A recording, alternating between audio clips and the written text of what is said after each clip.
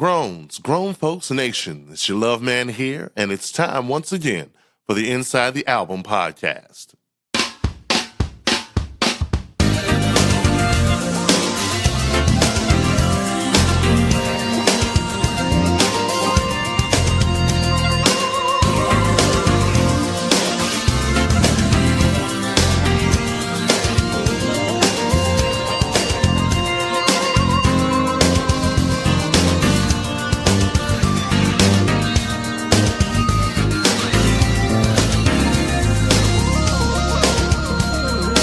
GrownFolksMusic.com.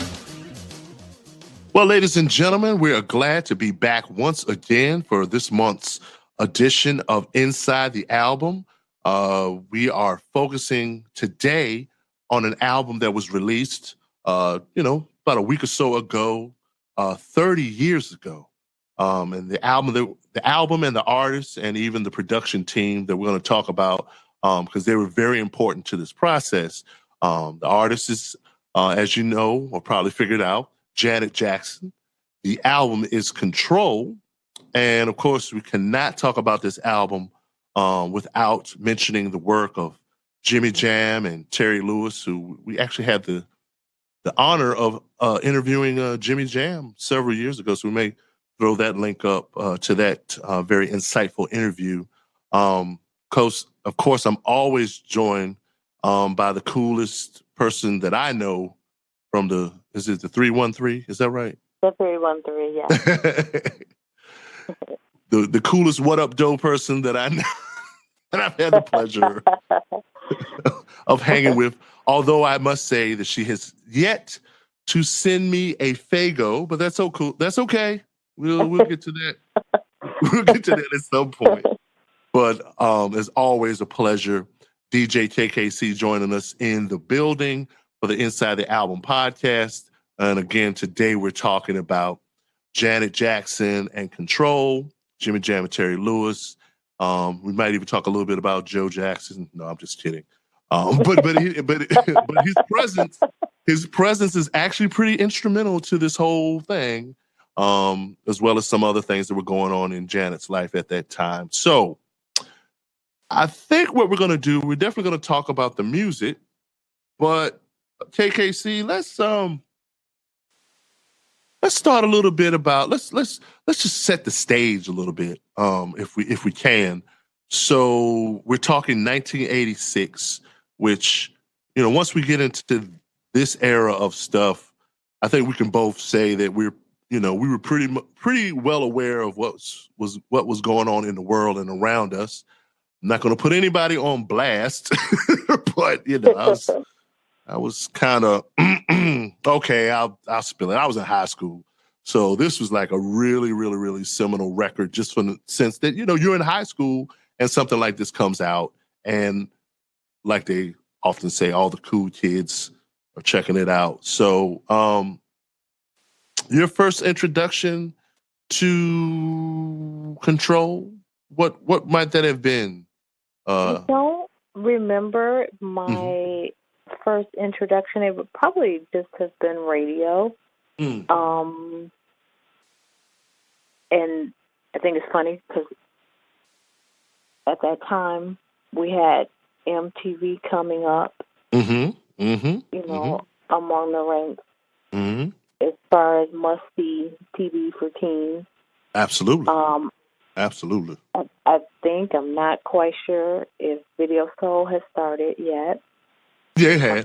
It had. And then we have, but American Bandstand was still around. Still around. And so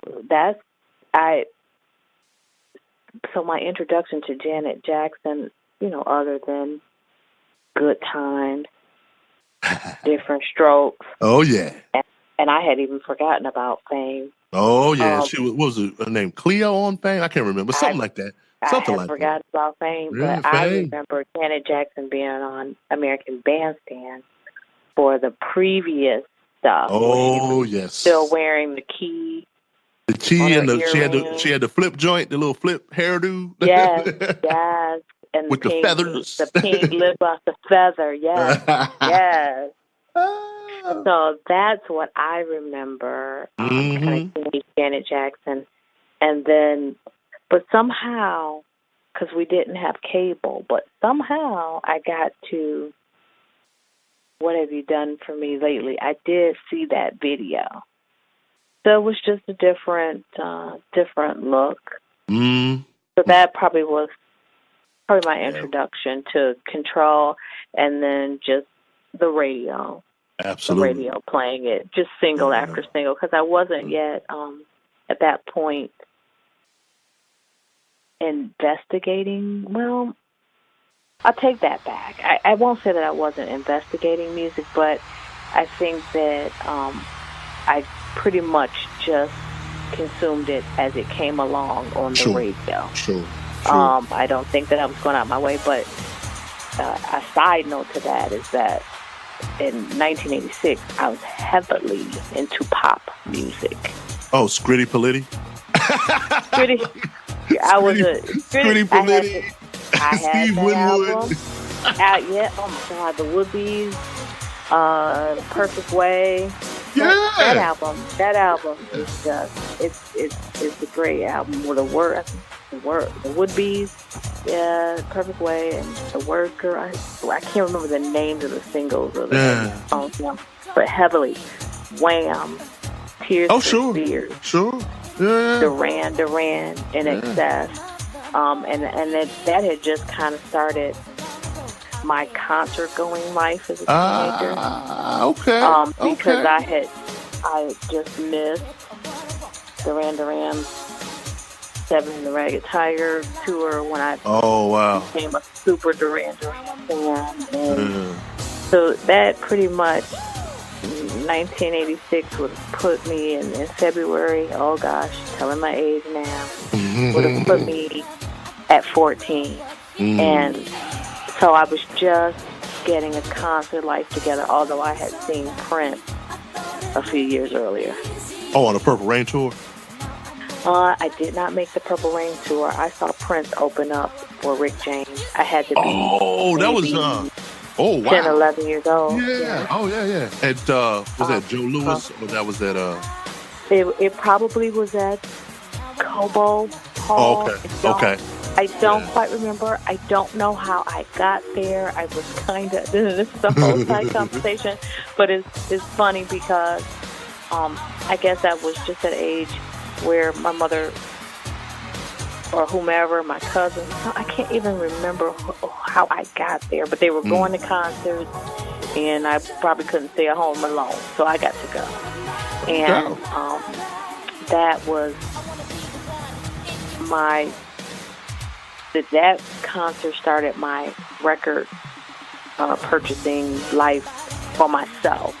I asked for records from my parents, but this kind of started. So what's important about, to bring it back to Janet and Control, is I think that she kind of ushered in, for those of us who were teens, this era of our music.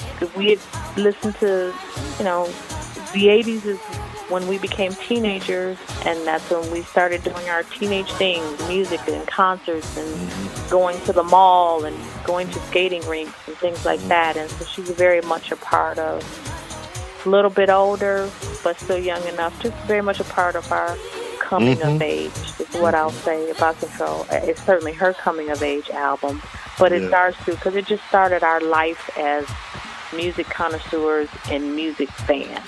Yeah.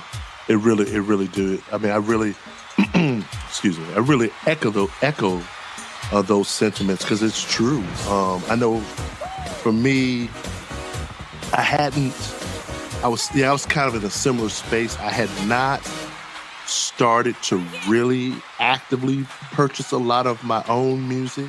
I mean, I did have music, and I would often get, albums or whatever as gifts, for birthdays or Christmas. But this was right on the cusp of where I started to, just actively go to the record store myself and browse and buy. And in fact, for me, because I'm so old, this is the year I started, later that spring. I mean, I had a license I had a car, so I had a job. So this was definitely that like you said, in those teenage years where you're starting to form your tastes and become a consumer or whatever. This was an album, a cultural touch point, I would even say, that really, I look back to fondly. I will make a confession. I'll make a confession here. What drew me into Control, and specifically What Have You Done For Me Lately, was the visual. I will say that. That's one of the first records where I remember thinking about it visually more than the oral aspect. Song itself. Yeah. I agree. Yeah, because it was like, I'm going to tell you, I think when we've talked about this on that show, but yeah, I was heavy into pop music because where I grew up, we did not have a black radio station for a long time, and even I think the station that finally debuted maybe in the fall of '86, and it was AM, and by that point I was so used to listening to FM radio, AM to me at that time was like going backwards. So I really didn't listen to it. But the first time I saw this song was, oddly enough, it wasn't on BET, it wasn't MTV. It was on Friday night videos on NBC. Yes. That's where I saw it. Yep. That's where I saw this. And that might have been where I saw it, because I lived for Friday night videos. So much so that I set my VCR. Check that out. Night videos. Yes, I did. Love it. Love it. Yes, that's what it was. Because I had to catch those pop videos. I had to catch those Duran videos. Oh, yeah. They were always on there. Yeah. Oh, yeah. Yeah. And Friday night videos was basically a pop music thing. I'm sure that Make It Big album was out. Yeah, I had to catch those George Michael, Andrew Ridgeley, Wham. I had to catch those videos. Well, that was right before the breakup, right? 86. Yes. Well, they had another album. Okay. I think we got The Edge of Heaven. Okay. Right. Afterward, but that was coming close because we get Faith in 88, I believe. Yes. Yeah. Oh, absolutely. Which was just monstrous. But yeah. But we'll get that. We'll get to that. Yeah, we'll get to that. We'll get to that. And I'm sorry that last year we missed Make It Big, because we could have done that. And maybe we will. We don't care. But anyway, it was. You know what it was? It was like music, and especially, and I know they talk about this. Jimmy Jam and Terry Lewis talk about how they really wanted to make a black album, an album to appeal to the black audience with Janet. And I think they successfully did. What was interesting to me was that, in first viewing this video, it was starkly different, I think, than anything we had seen up to that point. Because, I guess they were in the little diner, and they incorporated the little, intro, the spoken intro with Paula. I know he used to do, and it was that whole neck rolling thing that it was like, oh, wait a minute, now this is gone mainstream. I mean, I deal with this every day on the bus, but that part. But then what I remember so much about that video was the colors. It was like everything was like a certain bland kind of thing. And then that video came out, and it was so vivid. It was like the red. It was everything. It was very 80s. Very colorful, big hair. But then but you know what it is? It's fun. They were making an urban album, a black album, but that was a very pop-like introduction.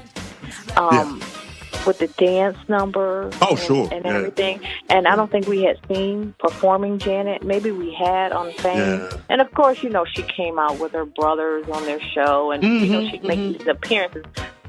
But it was, you know, more baby, you know, it was more skit. You know what I mean? We had sure. Yeah. Dancing, performing Janet. Yeah. And yeah, you're right. So it was even colorful in that way, because like she had on, I don't know, just colors 80s, and I think maybe some people had some of those tutus on, you know, like they did, and she had that Jody Watley used to wear. She had and her joint was like a cardigan, but it was like multicolored, like almost block colored. Right, and then big shoulders, but the hair was big, and big hair. It was just a big presence, and we just we hadn't seen Janet, performing Janet, but it was cool. It was like cool girl Janet. Very cool, because she had the cool girl Janet. She had the what you call it? I mean, that was a West Coast thing, I think. Although David Letterman used to rock them, but she had the Adidas like wrestling shoes on. And that was and it was like that was almost like on some like b-boy type.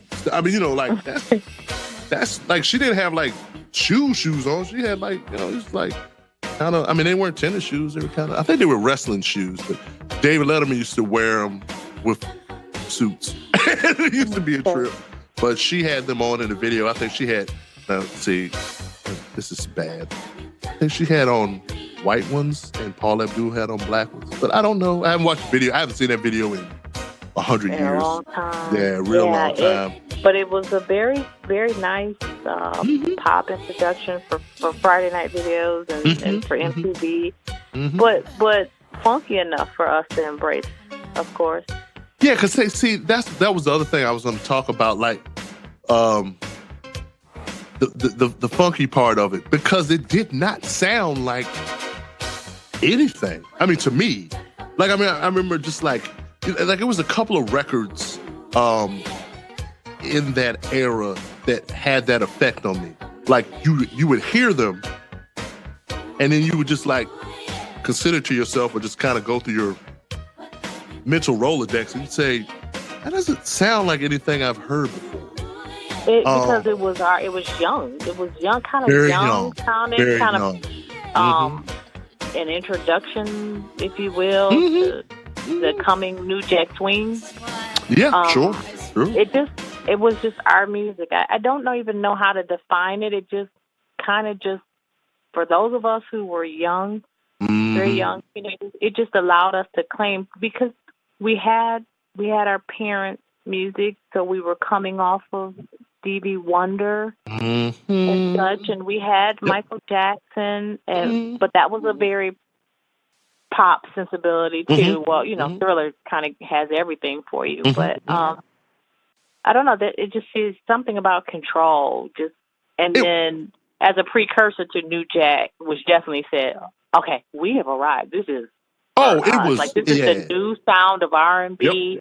Yep. And this is what. So if our parents were riding down the street at that time, they would have said, "This is what the kids are listening to." Oh, absolutely, absolutely. Yeah, and that's the thing. It was. You're right. It was a young record. I mean, Janet was, 19, 20 years old.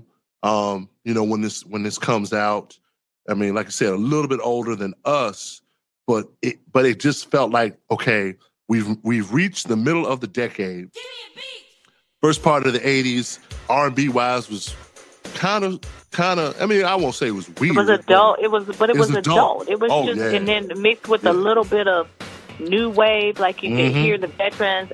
I don't know why this pops up in my mind, but like the Pointer Sisters. Like sure. They were large. Kind of the music from and Patti LaBelle, like the music from Beverly Hills Cop. It was kind of trying to bring them kind of out of the funk of the 70s, or I don't know, whatever, and then kind of bring them into that new wave, like very synth driven, but with that whole, I don't know, with the theme from Axel Foley, just with that sound, that kind of, I can't explain it other than I know what you mean. New wave and just synth with the R&B voices on it.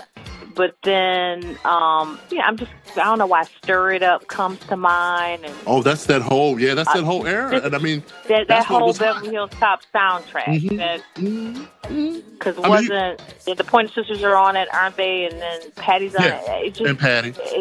That just comes to mind. But this, I don't know. This to me is just a definitive of okay. And then we had Prince, we had Michael Jackson.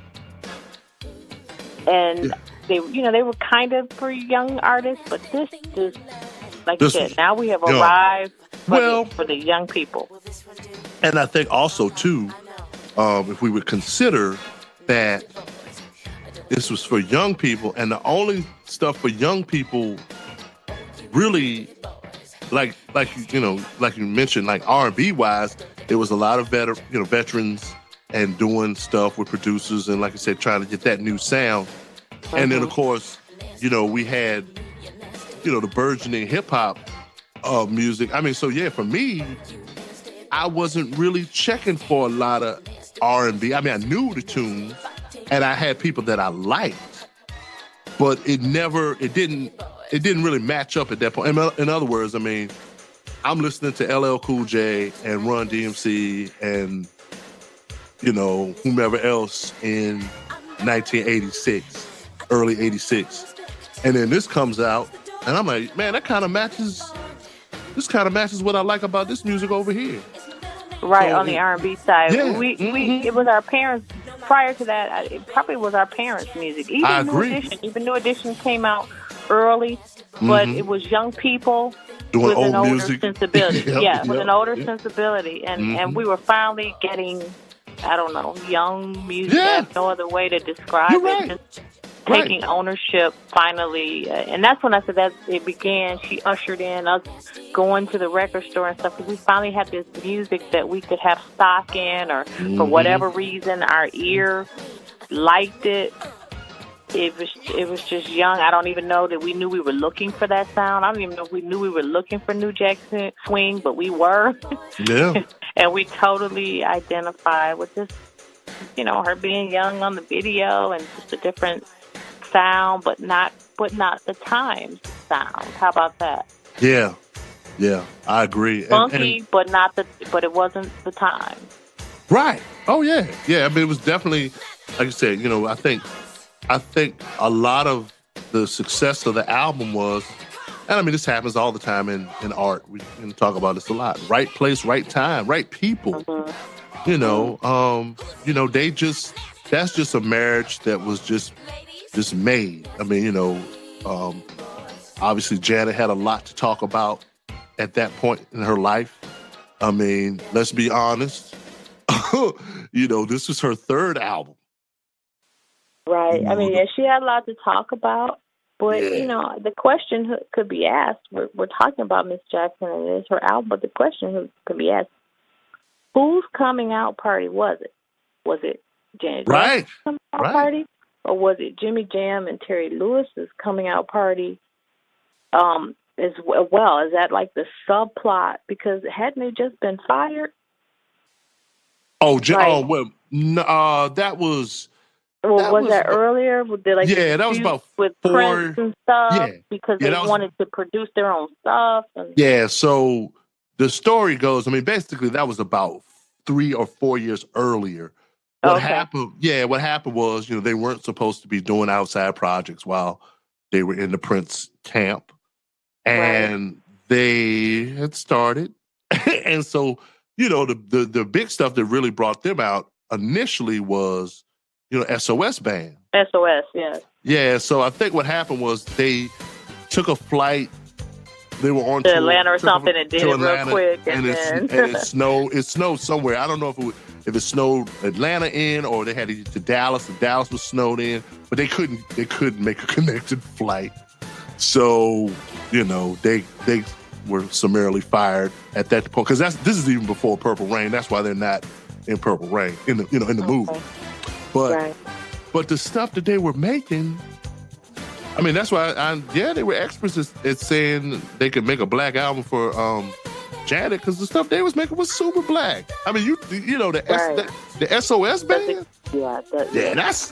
you know, and then Sherelle, you know, and then Alex. I mean, his stuff was going on at this time. So I mean, yeah, they was doing black music. But like you said, even looking at it like that, where they were doing black music, this was a coming out party because this thing crossed them. I mean, this thing crossed over for real. Like this won't just I mean, this was one of those records, you know, if you talk about being in school, everybody knew this record. Everybody. And you could get this record played if you went to a school, you know, that had diversity or maybe predominantly white. Mm-hmm. You still could get this one played. Oh, yeah. If you went up to the DJ at the school dance, give Janet Jackson, of course we have Janet Jackson. Yeah, that was never, this record would not be an issue at the dance. You know, anything off of it. So, you know. And you know what's so funny about that? You know, going to a predominantly white high school, you know, it was hard to get R&B. And the only reason it didn't bother me so much is because, like I said, I was heavily into pop music. But you couldn't dance to that, though. Right. Not like you can now. You can dance to pop music now because it's so intertwined now. But you couldn't dance to that. Yeah, you couldn't really dance. No, you couldn't dance to it. So I still kind of had my ear to the R&B side, but again, it was our parents' music or whatever. Mm-hmm. But you get this played, and the funny part about it is, I had a friend who was a year ahead of me at the all-night graduation. Remember, you used to have those all-night graduation parties. Yeah. They had this karaoke recording studio set up for the kids to come and as part of the all-night party, you come record a record. Well, of course, they had. And so by this time, it was 1988. Mm-hmm. And that was a good year, folks. Yeah, I know. They had, of course, you know, they had Bon Jovi and every other, you know, white pop act. Oh! For the girls, but, you know, my friends who were black, you know, they came time for them to make their little karaoke cassette or whatever. We're really dating ourselves. What was the one song available? Control. Oh, wow. I believe it. Oh, yeah. So, Janet.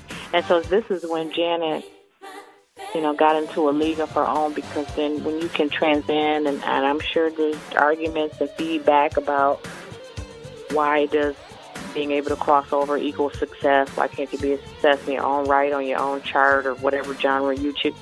Blah, blah, blah. But this is, you know, how we know we had a superstar. Oh, man. Did you think who saw that coming?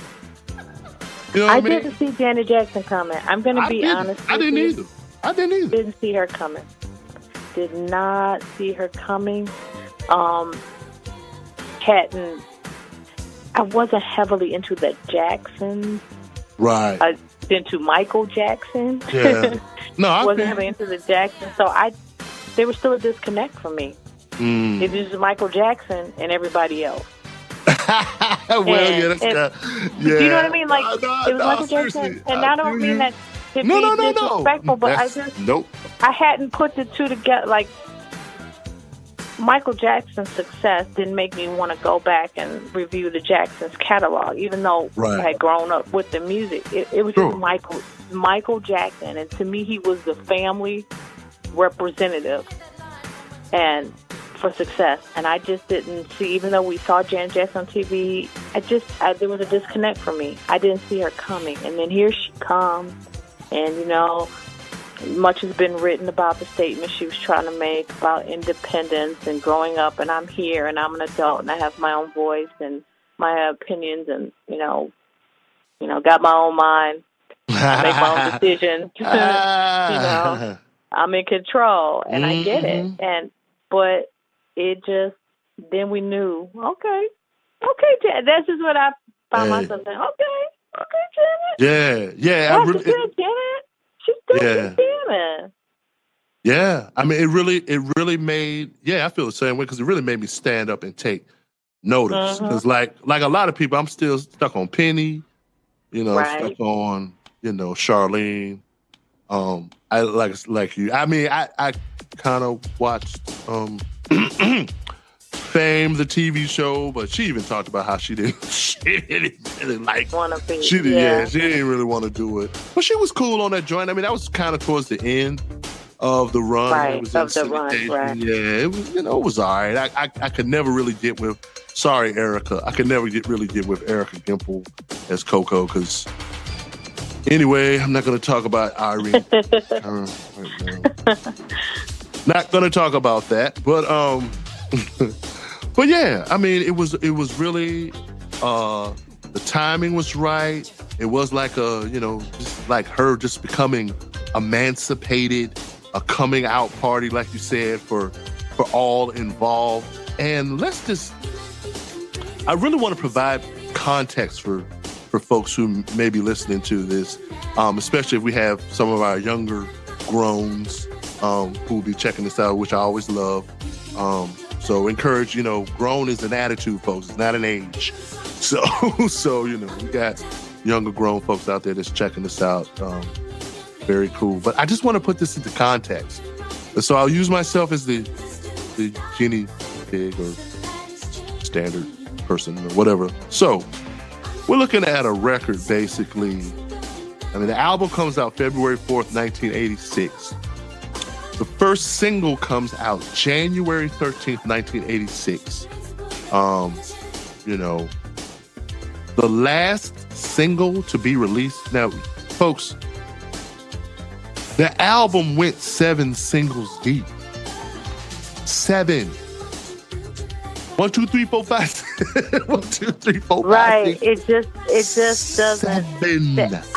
I was shocked. I was shocked that this album was released in 1986. I thought it was 88 because the album went deep. It lived on. And that, people, we are in a single-driven market now. So you're one and done, maybe two and done. Very true. If you're successful, really successful, you get 3. But even being really unless the only person I can think of right now is Taylor Swift. I think she's at 5. Yeah, that's about the closest. Yeah. On 1989. Right. I think she's got 5 right now. But you just didn't. But you know what? Even in her having 5, it's only been 5 in maybe a year. Right. I don't know.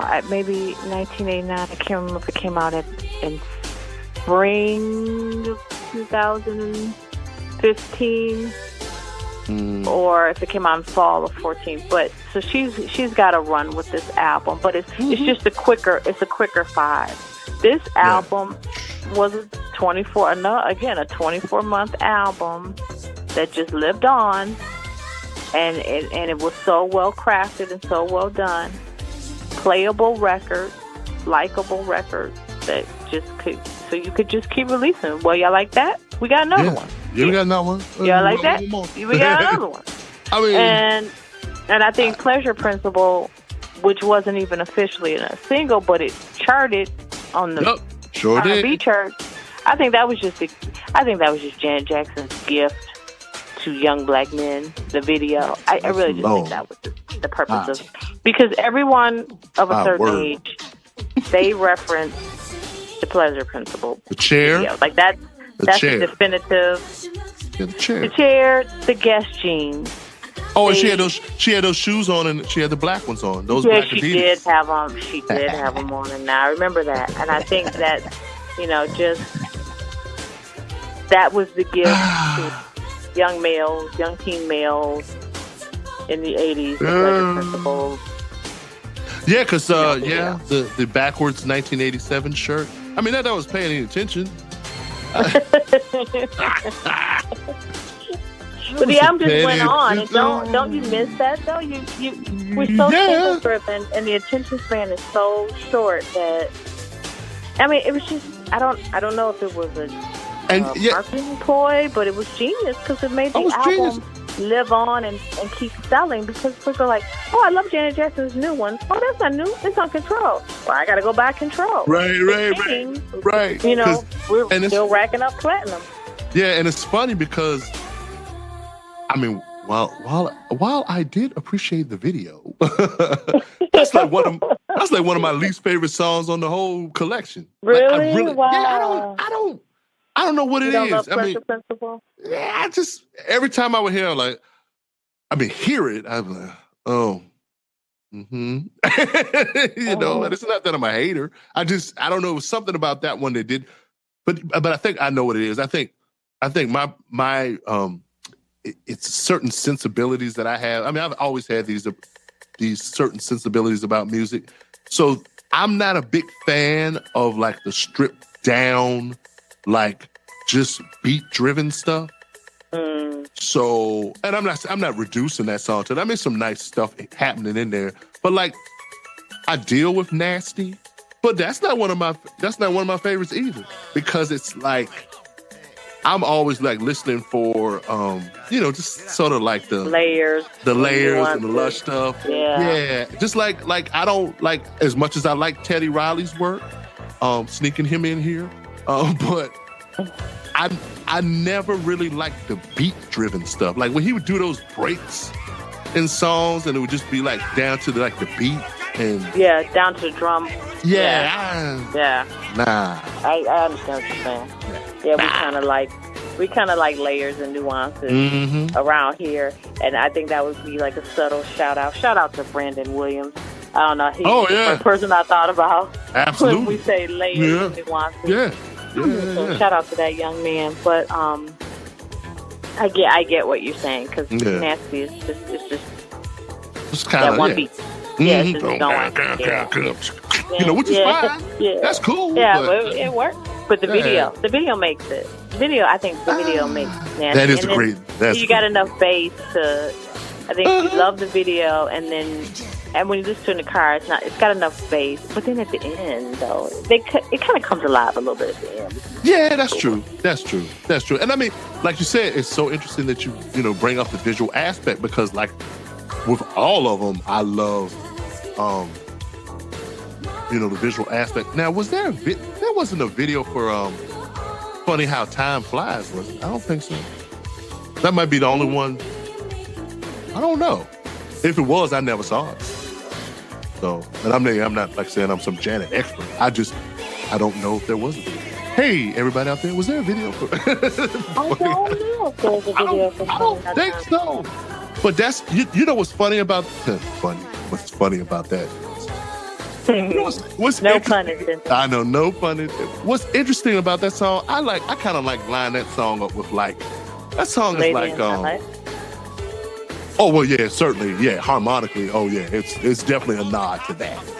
But what's interesting is, to me, is like, now you talk about black, like to me that's like black.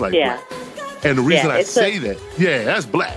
The reason I say that is because it kind of occupies a similar space. Like, you remember, like, there was always these songs in the 80s that, like, existed just on the Quiet Storm, or when you went to a party. You took the words out of my mouth, because I knew what you were gonna say. It's a slow jam tape record. It just is. It's a Quiet Storm. Yep. Slow jam tape, mixtape staple. That's what it is. It's a quintessential black slow jam that needs to be on every mixtape. But I felt like it was her version of Lady in My Life. Yeah. Oh yeah. Oh, definitely. Matter of fact, the band I play in, we haven't done it in a long, long time. But you know how my brain works. So we used to do this thing where we would take, we would actually talk about Detroit. So we would do Kim's Love Call, and at the end of all of that, at the end of that tune, then it would turn into Lady in My Life. It's basically similar chord change. It's not exactly the same. But then on top, then you take a step further and superimpose Funny How Time Flies over top of that because it all works together. You're right. It really is her songs together. Yeah. Mm-hmm. Yeah, that's definitely her nod to. And I mean, I think that. I think that's missing too in music. Like, there's a lot of things missing in music, but I mean, like, people write slow songs now, but they don't write like a jam. They don't write slow jams where you just get hit hard in the head, like, oh my goodness, this is a slow jam. Yeah. Like, remember how you felt when you first heard Keith Sweat's There's a Right and a Wrong Way, or not that one, but I remember how I felt like when I heard How Deep Is Your Love? Uh-huh. Oh my God. You're just like, if I don't hurry up and get this on a slow jam tape, I don't know what I'm gonna do. Well, see, man. I used to I was always, as the old people say, mannish. So I was like, so mannish. So I like to, I would go to these parties at the, university in my hometown. And like back in those days, I mean, you're a townie or whatever, man. Forget all you people. But back in those days, you could be, a teenager and get into it. Right, and sneak in, So we used to go, and it would be like, you're playing all this stuff. Matter of fact, a lot of music, because we didn't have a black radio station, a lot of music, the first time I ever heard it was in those parties. And of course, part of that was because a lot of the cats that would DJ, they're coming from, much larger metro areas and bringing the music with them. So, you'd have your New York cats that DJ, you had the DC dudes. Every now and then you get somebody that's from the Midwest, like Chicago, maybe a Detroit. So, but the way that the parties would always seem to work, at least in my brain, is like each hour or each half hour would be some genre of music. And then it always seemed like, so, you'd have, hip hop would be a little bit longer, but you'd have like, or back then rap. It was like rap. Nobody was saying hip hop back then. No, nobody was saying hip. It was rap. It's like, we're supposed to listen to some rap. So it would be like rap tunes happening. Then you'd have like, R&B, but it would be, I watched the change. Up-tempo, you dance to it. Yes. Yeah. And then you'd have that. And then you did it. And then, you'd have like I said, if you had Midwest cats or cats from Baltimore, you'd have like house music or club music or whatever. People would play that. And then you'd always hear some, dance hall reggae, stuff. But then I want to say it was 12:30. It almost seemed like it was always clockwork. Yes, an inevitable midnight breakdown. Yeah. And that's when you made your selection, started to couple off the person that you were kind of dancing with all night. And you got to make a decision. What you going to do? They following you to the spot. Y'all going to get something to eat, whatever. Yep. But that inevitable breakdown and deliberate breakdown by the DJ, then here came the R&B slow jams. Yes. And thank the Lord for them. Because you're right. They're missing. And you're right. People are writing slow songs and they're writing sex songs. But we're not even talking about that. We're not talking. Talking about the lyrics is another show. But we're talking about there's this certain groove. There's a groove that is missing. There's some bass. I don't know what it is. There's something. Yeah, it is missing. There's a groove that is missing from slow jams that and we really promote going forward in this music thing. Yeah. But if we want to fight for anything coming back around, yes, indeed. Oh my God, it would be the groove and the slow jam. And you're right. Funny How Time Flies is coming in there. It's a staple. They're still playing it on Quiet Storm. Yeah. Old school R&B, and it just works. And and that's what's the beauty of it, of the album. Mm-hmm. They didn't forget about it. I mean, we've got less, wait a while, but it's just different. That's just different. That's sweet. That's just different. But that's a different sweet thing. Song, and Control just hit you. Control just came out, and I think Jimmy Jam controlled the song itself. Jimmy Jam came out as the band. For me, that song is about the band. Oh, absolutely. Like, we're about to throw down. Oh, yeah. And, but so by the time we get to the end, it's just the perfect ending. It really is. Album, right? And it's cuddle up time. Yeah. Yeah, because, that's just a different, like you said, Let's Wait a While is slow, but it's just not, it's just not the same thing. And, I mean, let's be honest about it and frank. I mean, like Jimmy and Terry, they have their own thing. I mean, they're just phenomenal in their own right. But I just can't help but believe. I mean, these guys were hanging with the master of the slow jam.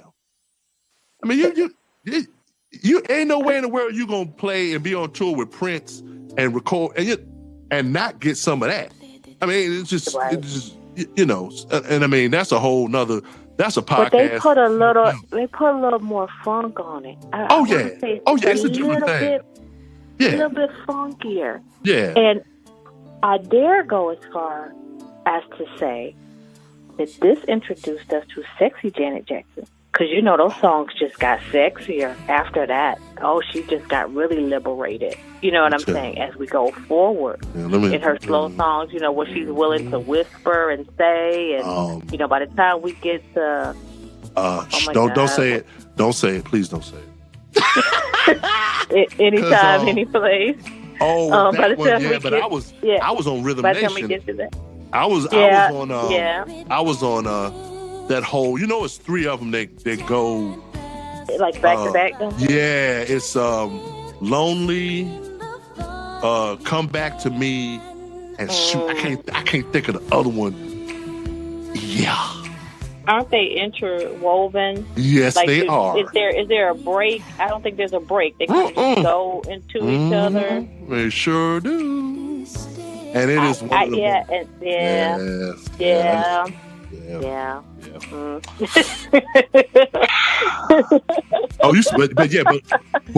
the but the pinnacle, if we talk, I mean, at least in my opinion, yes, the pinnacle, if we're talking, I would say is Anytime, Any Place. That's one of the sexiest songs I've ever heard in my life. I mean, that's just like, at what that point, in the... right? At that point, you're like, what did she say skirt around her waist? What? Man, look. We can do that? Like, that's what I was thinking. Are we old enough to do that? And the Can thing, we get away with that?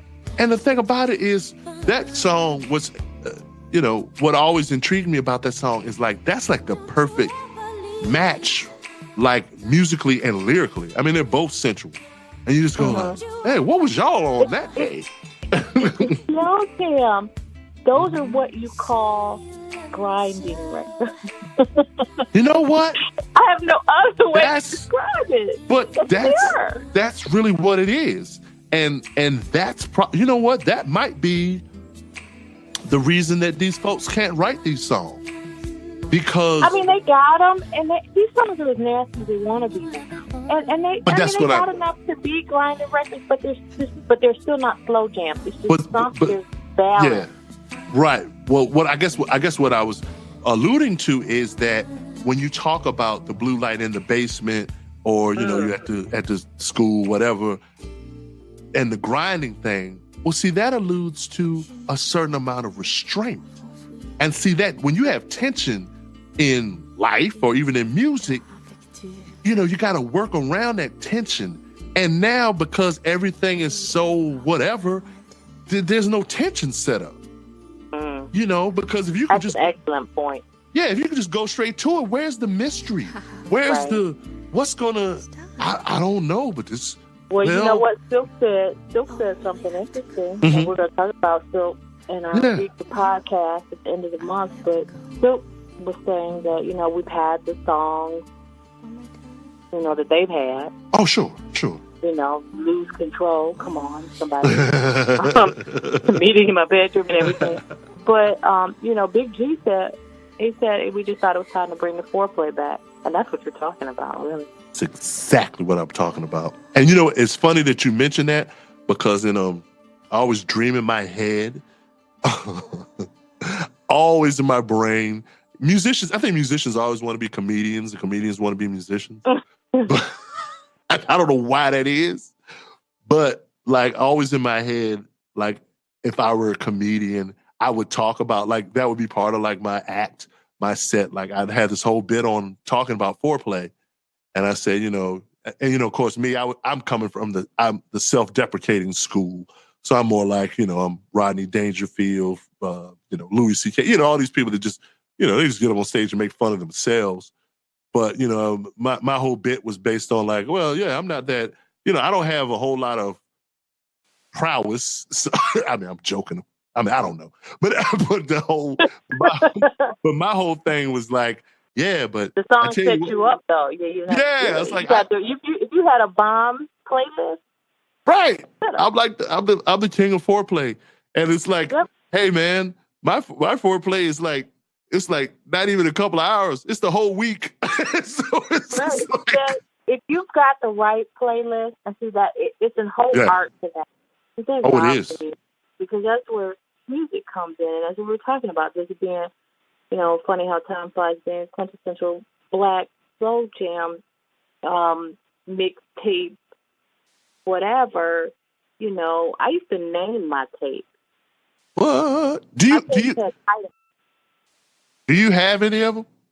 I don't think the last one that I had that I tried to hold on to was called "Season for Dreaming," and the song it had all these love songs on it. Oh, okay. Yeah. But I don't think I still have them, but I used to name them because they all had moves, right? And so, you know, that if you got the right playlist, you know, it is foreplay. Like it's the tension, it's the anticipation. Yeah.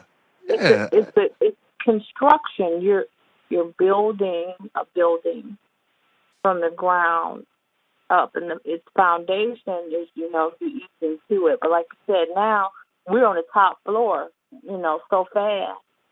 Right, and that's as far as where we going, and let's just get straight to it. And there is no, and maybe that's why they haven't been able to contribute it to the beat. I think that's what it is, because it's like, you know, like you said, when you can just write songs, or even like, I mean, because the songs obviously reflect culture, reality, and, you know, when it's just, and I mean, this is not coming, I'm not a prude, I mean, but this is just, you know, it's just like, well, what's the rush? Like, what, well, like, why are we so, I mean, you know, like, I mean, a night, I'm thinking of a night with someone, you know, like not an hour, not, you know, I'm just like, well, what would you like to do? Oh, well, let's do this. Here's this part. And, you know, like here's, you know, the sitting down and eating dinner and drinking wine is the first verse. And then, hey, do you want to watch this movie? Well, that's the second verse. And then, oh, you have a little stress. Well, here's a light massage, which is our bridge. And, you know, I mean, just all kinds of, you know, just all kinds of ways to think about it, but not just, you know, and then of course everybody, you know, I mean, well, here, and I'm sorry, folks. I got to say this. And I love, like, you know, certain music just as much as anybody else. And I'm not blaming hip hop, rap I'm not blaming, but if you think about it, if there's a music that takes over that's built on, you know, just braggadocio and I'm this and I'm that and, you know, so much testosterone, and then it turns into, okay, well, now these people that were making these kind of records are making these kind of records. R&B records, yeah, it's gonna happen. They're making the love songs. Yeah, and it's You're like, right. wait a minute, like, hold up. And I'm not saying. I wonder who ushered that in. I wonder did Jodeci usher that in? Well, see, that's a great question. As much as we love Jodeci, we love them. Yeah, we do love them. They moved forward in terms of kind of getting like with Fiendin' and Freaking You. They kind of moved to the straight. Like Forever, My Lady was the foreplay album, and then see why you on my. Felt like this is. This is why I don't like you. Now let me stop, because you stay on my street. That's exactly what I was going to say. I was going to say, and we're not, and I'm not super biased because we know who was involved with that record and we love their work. I'm talking about the Forever My Lady record. Uh-huh. It is pretty obvious. Okay. Yeah, I get where you're going, and because he's a romance guy, but he moved forward a little bit too. Oh sure. Because yes. But you're right. But then it's like, so they move it forward, and you got people like Jodeci and other people, but they're good. You know what I mean? Like these guys are great. But then you have all the copycats that come after that aren't as good, that aren't as clever, and then that kind of becomes the norm. And that's why I think crass. It becomes more crass. And clever. I mean, Prince was pretty risque. Oh, he was the master. Yeah, he's the master. Yeah, but this dude is writing on genius level, and it's like I tell people all the time, vulgarity kind of goes out of the window when you examine the context. If Chuck D saying certain words on a record is not as vulgar as, in my opinion, is not as vulgar as, some other idiot. Not that Chuck's an idiot, because he's not. I love Chuck, but I'm saying it's like some idiot saying something. Right, because coming along, I'm going to do this, Yeah, because they don't have the vocabulary that Chuck does. They don't have the intent, or they don't provide the context that he does. So it's a different thing. Right. But I think now what we've seen is that the reason we don't have funny how time flies anymore, although we do, let's say in the mainstream, there's stuff that's out there, but folks, you got to get on that album to find. You got to get on some albums to find it. Yeah. You can't. It's not the single. You gotta. Yeah. Because I remember, telling you in a private conversation, Chris Brown's Liquor. Sure. When I first heard that song, before he started singing. Right. When the music came on, I thought to myself, this is about to be fire. It's got a slow burn to it. Mm-hmm. This is about to be nuts. Mm-hmm. And then the lyrics came. And like you said, we've done risque. We grew up with the master, international lover. Yeah, you ain't. We grew up with Scandalous. Yeah, come on. You ain't. Yeah. Insatiable. We grew up with it, but I was so disappointed because I had never heard Liquor before. But when I heard that pulsating beat to it, this is about to be. I don't know who this is, but this is about to be nice. Mm-hmm. And then I don't know why that vulgarity does not match the old vulgarity. Why it's so off-putting? Is it my age? I don't know. You know what? It's interesting because I often consider that too. It's like, is it an age thing for me? Am I just, turning into that guy? But I think that culturally, and I love technology, so I'm not blaming technology. I just think this is one of the offshoots of that. Because there's always been technology, obviously. People who didn't have phones obviously read and did other things more than people who did have phones. But I think a lot of, language and, communication is just truncated these days because we communicate in bytes so much. You know what I mean? Like, it's like I mean, think about it. I mean, you know people. I mean, we know people. We follow people that have several 100,000 tweets. Right. It's like, just think about that. Like, think about that. Like, you're communicating a considerable part of your day, 140 characters at a time. That has to have some sort of effect on you. There's no way that it couldn't. And I'm not saying it's necessarily bad. I'm just saying that changes dramatically how we communicate. And I'm not even going to start talking about Instagram, because some people just stay over there. So then that's reduce even more. So now you're just looking at hashtags, and you know what I mean? Like it. So we're getting to. So what you're saying is you're speaking on the attention span. Sure. The ability to go deep. Right. To put the layers. Yeah. And nobody has the patience for all of that. Right. Anymore. You know, we kind of want to consume it quickly. And I think that affects the music because, like I said, for a song like "Funny How Time Flies to Work," or any music that's sort of like that, it has to unfold.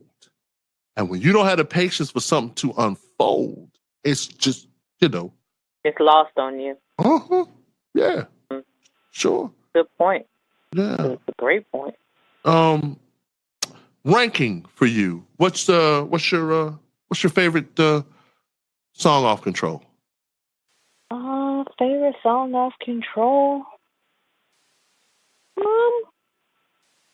I don't know that I have one. Okay. But I would say if I like anyone more than the others, it would be Control. I just think Control goes hard musically. It does. Like in a car. It just goes hard. And I love that they chose to do a live video or live-esque video. Sure. Because that, to me, is Jimmy Jam and Terry Lewis's their coming out video. Yeah. Do they have on their signature coats at that time? I don't know. Oh, of course. But just them coming out and, and kind of doing that little dance with Janet. And it just, everybody is winning on Control. And that's what I love about it. It's it's just beautiful. They brought her out. She's doing her thing. She's got the headset on. You know what I mean? Oh, yeah. So she's like, I'm a performer now. That's when we get to see performing. Yeah, and now that's like a staple. We've got an age group that doesn't remember a Janet who wasn't on stage and didn't command the stage. Like that. When you speak of Janet Jackson, you speak of her live shows, her tours. That's what the fans live for. More than the music. They're living for Janet to come in concert. Yeah. That's why this whole, they can't wait till the Unbreakable tour gets back rolling. They're waiting on Janet to come perform. And I think Control is the start of that. Yeah, and what's interesting about that, the interesting tidbit, is there wasn't a tour for Control. Right. It was a little, they did a little promo thing, about 13 cities, just like I said, like a promo tour. But there was no tour for Control, but boy, oh boy. You started something with that. A couple years later with Rhythm Nation. Lord have mercy. And you're right. That was a tour. Yeah. Oh yeah. That's a show. That was a whole production. Yeah.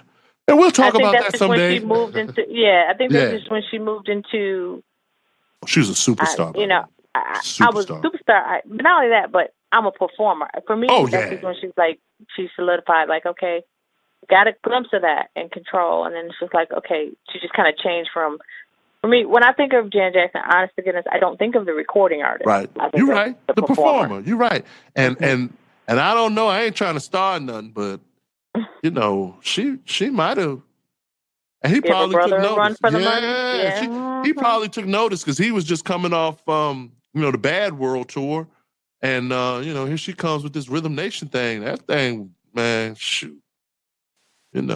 She's something else.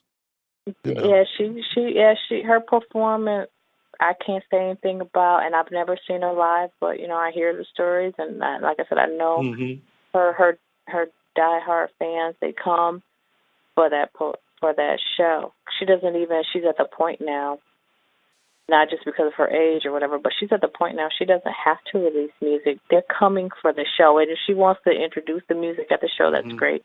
That's right. They are here. They're here for her to tour. So as long as she can tour, that's her. That I don't want to put her in a box, but that's her thing. Right. No, she's definitely a performer. That's her thing. She's a performer.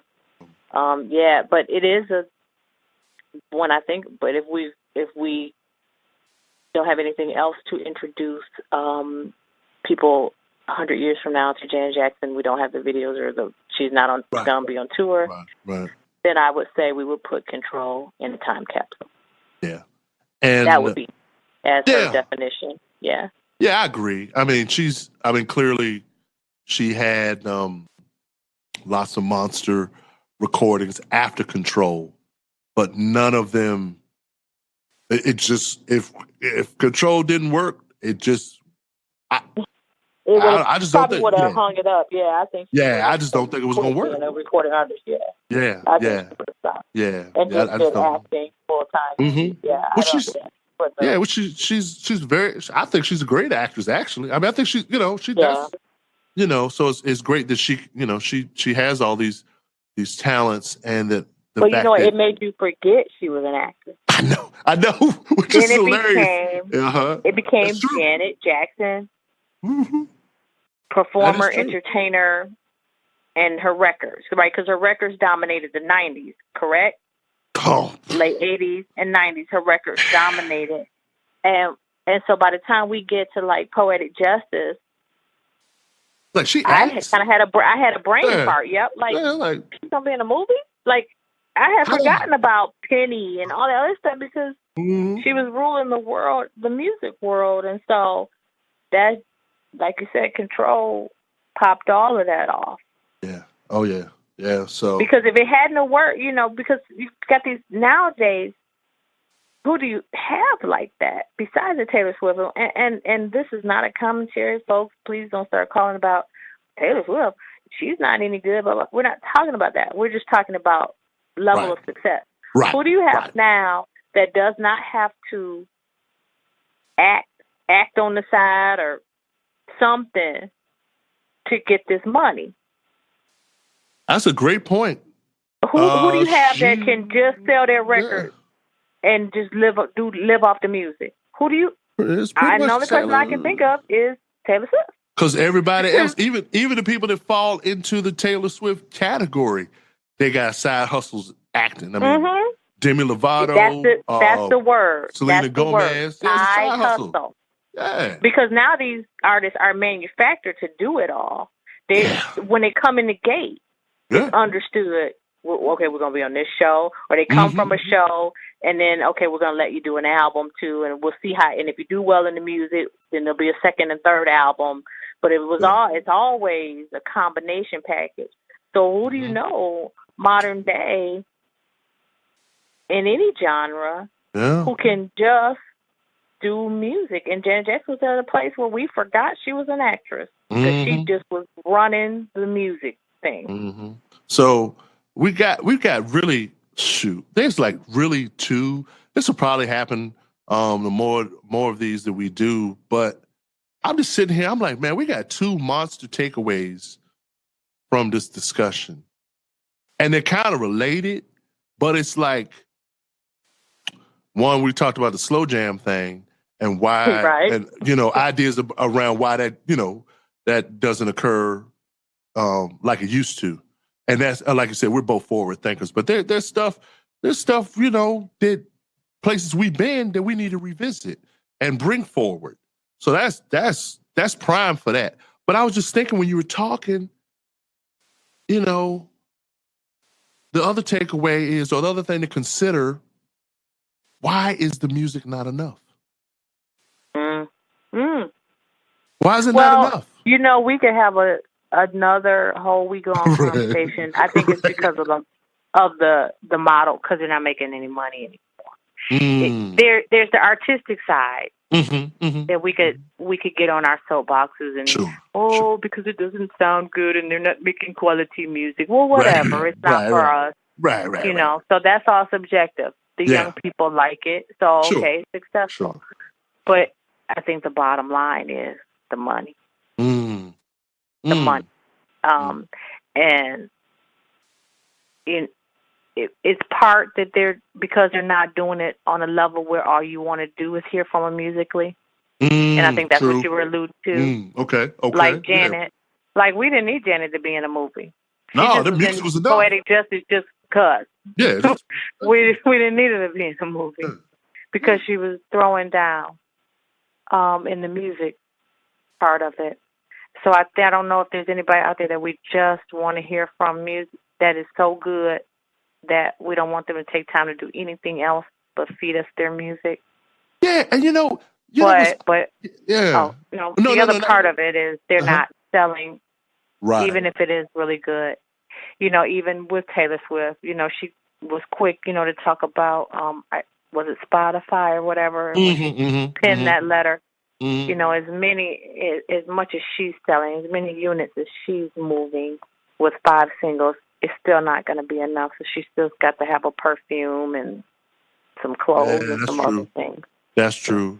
Yeah, I was, when you said something that triggered something, a thought in me, which was, clearly I dropped out of watching American Idol years ago. I mean, years. Just because I kind of got tired. A matter of fact, I think, honestly speaking, the last season that I probably actually watched from start to finish, because I used to love the show. I really did. But I think the last one might have been when, what's her name was, and that's a long time ago, Jordan Sparks.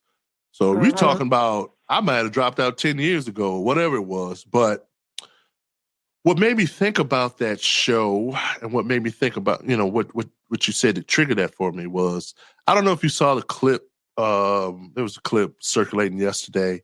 I guess they had a duets, thing with the folks on Idol and some of the alum and some other people, I guess. But anyway, there was a clip with Fantasia and I guess young Portia. Yes. New lady, young lady, yes. Yes. And you watch that and you listen to it, and then you sit there and you say, okay, that's enough. Like, I can listen to that and I'm good. You know what I mean? Like, I don't need nothing else from y'all. I almost want her to get off this show. I almost want her to get off this show. I mean, she's that good. Get an album right now. She's that good. And let's just bypass all this other mess. Yeah, but here's the thing that I thought about when I was watching that. I was probably watching it at work. But no, when I was watching that, was that you're talking about, and but I give credit where credit is due. You're talking about a song that was written by George Gershwin. So already you got the foundation right there. Now, obviously it works because they take what was written in, the late 20s, early 30s. I think the early 30s because it's from Porgy and Bess. But anyway, you take that and then they update it. And you get church and you get stuff, you get what Fantasia and LaPortia brings to the table, and it works. But my point is, I think, and I've said this before, I think the issue is not, when we talk about music being enough, I don't think the issue is talent. You know what I mean? Like, Fantasia can sing her face off. This young lady, LaPortia, clearly can sing her face off. I mean, you've had people like, Jennifer Hudson is a freak of nature, for real. Like, I mean, when you just talk about people like I'm just gonna sing, or I'm just gonna play, I'm just gonna do something. I mean, they're out there. That is not in question. I think the problem that we have and why music is not enough is we don't have any Gershwins. You said it. Long live the songwriter. It's all about the song. I'm sorry, people. It's all about the song and the songwriter. And the problem that we run up is against now is because everybody thinks they can write because Everybody's they have the writing for tools. themselves. You got it. Yep. You got it. But nobody wants to split that money three ways, right? Yep. That's it. Remember when it was a collaboration? People really don't even want to call a producer. Like, this was mandatory. Janet's career was kind of on the line. She had these 2 little kitty pop albums. And if she was going to do this music thing, then it was just time to do it right. Time to do it right. The record company brought in some people, some for real people. And it was just trying to do it right. And now I just find that people even don't want to half call a producer, definitely don't want to call a songwriter. Well, this is what I came up with myself. And you're going then they just they don't want to split that money 3 ways. And we just come from an era, not to be on this middle-aged soapbox. We come from an era where you were checking for who produced that. Mm-hmm. Where it was no question that, okay, we had this artist was singing, and then you're checking for who wrote it, and then you were checking for who produced it. And I'm going to give a premature shout-out to Nathan Sykes. And the reason why I'm going to give a premature shout-out to Nathan Sykes, other than my love for this young man, and why I'm going to bring him late into this conversation, is because I was impressed when he said, when it's time to do his solo album, that his manager said, make a list of who you want to work with. Yeah. What? Yeah. I want to work with? Yep. No, I'm 22. I write my own stuff. And I got these beats, and I'm just going to do this. You know what I mean? No. He wrote a list of producers and writers. And the result of that is one, so other people who have been doing this for a while, son, can say, I don't know, or yes, or yes, and let me layer with this, or look at this angle, or have you thought about singing in a different way? And the result of that is that's just being open to learning. And so as a result, for his solo debut, he has Harmony Samuels, he has Diane Warren, he has Babyface. Lord. Cut it out. So this is what I'm playing. saying. Yeah, stop playing. Quit playing around. Yeah. So, you have hit it. Everybody's writing. The material is just not there. Well, who wrote that? We wrote that ourselves. Yeah, it sounds like it. Why? Sorry. But why? But and why? Sometimes we're pleasantly surprised because there are some people that can write, and we don't. Oh, sure. This isn't a diss to artists. You should be trying to do your own thing, but it's not for everybody. The teachers coming in the room. To me, that's the same as going to college and then doing like self-study for every class. Pretty much. What are What's the point? professors for? Right. Yeah. Right. What are the professors and the advisors for? Yeah. And the thing about it is, you know, what are they for? And you act like they've never been down this road before. That's what they do. Nobody can tell you anything. Yeah, right? that's what they do. And I'm gonna put a nice little, because this is great. I'm gonna put a nice little bow. I'm gonna put a bow on this thing.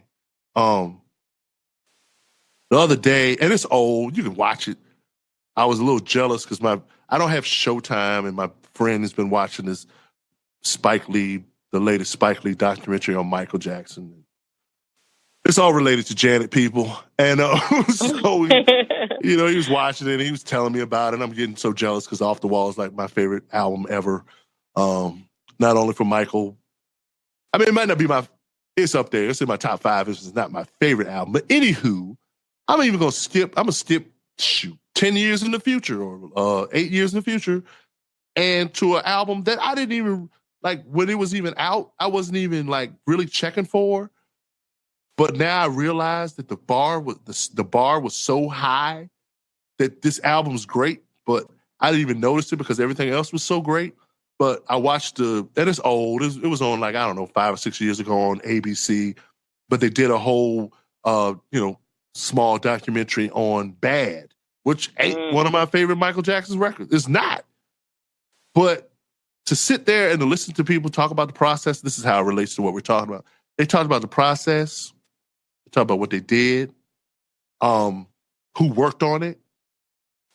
Michael wrote some tunes for the album, but so did some other people, like Saida Garrett and Glenn Ballard and, on and on and on like that. Quincy Jones was producing, Bruce Swedien engineering, Greg It's a team. It's a team. There's no I in team. Right. And I mean, even when you get down to the visuals, he had 2 choreographers. He would do the traditional stuff, and then he would bring in Jeffrey Daniels to do what, they was calling street stuff at the time. When he did the long form Bad video, the video for Bad, the movie for, mini film for Bad, he had Martin Scorsese directing. You ain't Martin Scorsese. I ain't Martin Scorsese. You know what I'm saying? So I say all this to say, like you said, it's a team, and you need to have people that you work with who can say yay or nay. Because if we look at Janet Jackson and this fabulous Control album, she had 1, 2, 3, 4, 5, 6, 7, 8, 9, 10, 11, 12, 13, 14, 15, 16. She's got 17 people on here that have credits. 17. 17. Now, you look at the credits for Off the Wall or Thriller. Bad is a little less, I think. But shoot, Off the Wall's got 50. I know that for a fact. Because I used to read that all the time. Like, who in the world played 50 people? You got Jerry Hay arranging the horns. Right. Well, Michael may have had an idea about how he want the horns to go, but he want Jerry Hay. And so that's because he's the best, and you should, instead of thinking you're the best, you need to align yourself with the best so that you can become the best. There it is, right there. But we don't think of it like that. No, we don't think of it like that because we can do everything. Well, just because you have tools that allow you to do everything doesn't necessarily mean you need to do everything. Not when you're working with a budget. I can understand people who aren't working. Oh, sure. Budget, that's different. But we can't even say that because again, shout out to Brandon Williams. 80 people? Yeah. Involved in his debut. He did it album. himself. And he did it himself and financed it himself. But he still said. And he's a great producer. I mean, Periscope has been a revelation for me in terms of his process and really just how good of his ear and his ability. He has a talent for layering. But for him to even still say, you know what, I play the drums, but I'd rather have you play the drums on this. Or I was listening to this and I heard you playing the keyboard. Exactly. There's nothing wrong with creative collaboration. I know not everyone has a big studio budget where you can call all of these people, but when you're talking about that, unless you're just a painter and you're painting your own, picture, but when you talk about music, there is something to be benefited from inviting other people into your creative process. And if you can't agree, it doesn't match up, okay, fire them, but call somebody else. Just call somebody else, please. Bring it in. Right, yeah. Bring it in. Bring some other people in. Like you said, to say yay or nay, but also to just give you something that you hadn't considered. And then, like you said, to really bring it at home, some people who have done this, that's what they do. That's what they do. It's what they do. And so, ladies and gentlemen, I know that we're just giving you vegetables here. I think. I mean, we give you the candy stuff, and we celebrate, these recordings, and we try to take you back to a certain point in time. but we also really, I do believe we really look for the nourishment and the vegetables. So, I'm asking all of you who have listened to this or listening to this, share this with some people. Share this with folks who are lovers of music, obviously, fans of Janet Jackson. But also, if you got creative people in your life and they looking for, I'm not saying I got all the answers, Sway, because I don't. Right. But, these are things to consider. And you got people out there like Mr. West who, he's declared he's the greatest. I don't know. But I think it's time now for us to really consider and think about what is great. Mm. The definition of what really is great. Control, celebrating 30 years from Janet Jackson. Oh, that's great. Because, see, we still talking about it. 30 right. years later. Right. 30 right. years later. Exactly. So, it's all this broccoli and Brussels sprouts that we're giving you. Share it with someone else. And it's like I said, with your friends or family or whatever who have aspirations of doing this stuff. Get them to listen. If they're not familiar with the Control album, here's a little something. Listen to the album. Open the Wikipedia page and look at the credits while the songs are playing. See who did what. See what they did before. See what they done after. And just, get yourself into a mindset that, we want to start a movement here at Grown Folks Music where the music is enough. Because the music should be enough. And it hasn't been for a while. And like I said, we've discussed many reasons as to why that is, but the music should be enough. And one of the biggest things that we've identified is that for the music to be enough, we have to have writers, producers, performers, whomever is involved in the chain that are committed to the music and that they can create things musically that are enough for us as the consumers. So, man, I could do this. I could do this every day. All day. All day. All day. Yep. I just love when we get together and do these. And like I said, we're looking forward to presenting these to you monthly on Grown Folks Music. Again, always keep up with us. GrownFolksMusic.com is the headquarters. Hit us up there first. That's the home. That's our real estate. And then you can always check us out on Facebook at Grown Folks Music 1. You can follow us on Twitter at Grown Folks Music. Our IG is Grown Folks Music, which we try to get the gram popping. So, right. Get that shmoney like Cardi B. No, I'm just playing. I'm sorry, I don't watch that show. But I'm kidding. But seriously, folks, no, this has been a great one. They're all great, but this has been really a fun one for me. It really transported me back to a very a cool part of my life. This was the soundtrack of my late high school years, and just to see how this music holds up 30 years later is amazing. And we hope that this will inspire someone right here now in the year 2016 to make something that they'll be talking about in 2046. That should be the goal. So any parting words, DJ KKC? I think you said it all. I really think you dropped the mic. Uh-oh. Oh no. It was a mic drop. I think you've done it beautifully. Because you're right. Great equals legacy, longevity. Yeah, it really does. And I always tell people this, that I'm and I know other generations feel the same way about their eras. But I was glad that I was, I was around at this particular time. to watch this happen, to listen to it, to see it unfold. So, as we always do here at Grown Folks Music, we encourage people to make new memories. And so where we have these memories in 1986, 30 years ago, like I said, let's make some new ones in 2016.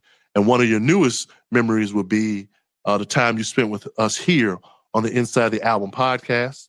For all my folks at Grown Folks Music, this is The Love Man, along with DJKKC, and we will see you the next time. GrownFolksMusic.com